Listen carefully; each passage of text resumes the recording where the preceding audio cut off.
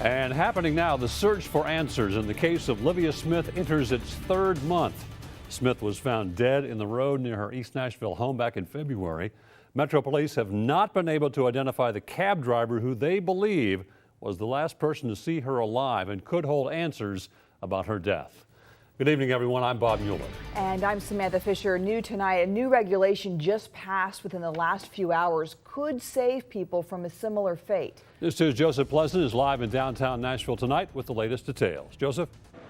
Yeah, in downtown here, Metro cabs come down all throughout the night. In fact, if you look behind me, you could probably see someone waiting at the stoplight. Today, the Metro Transportation License Commission decided that each one of those cabs needs to have a GPS device on board. It's a lot like the technology you'll find in a smartphone. The move came after investigators had a tough time figuring out which cab Livia Smith got into the night she died. Well, of course, we're coming up on the corner for Miss Smith. Livia Smith comes to mind as cab driver Mike Kaiser drives through East Nashville.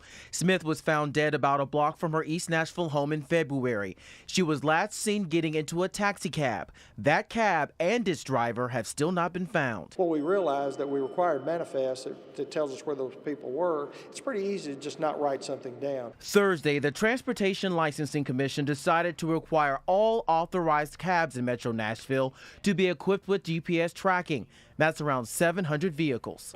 In this particular case, with the GPS tracking, it's going to give us the ability to ask for a report, and all those cars that are in service, we'll be able to tell exactly where they were at a particular moment in time. It knows where I'm at.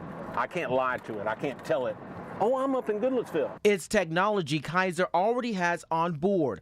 A tablet in his cab tracks his location, direction of travel, and speed. It's monitored by his cab company's dispatch. He says as an independent small business owner, he wants everything possible done to protect his customers. I think that all the cab drivers need to be accountable, and they all need to be able to explain, well, here's where I was at such and such a time. Metro reserves the right to request tracking information from any cab at any time, and the company has 24 hours to turn over the information. If they don't, both the company and the driver could lose their licenses. And tonight, Metro told us that they had no opposition from the taxi cab companies because many of them already have GPS devices on board or were in the process of adding them. Bob? Joseph, quickly, will the cabs have to pay for this process, and when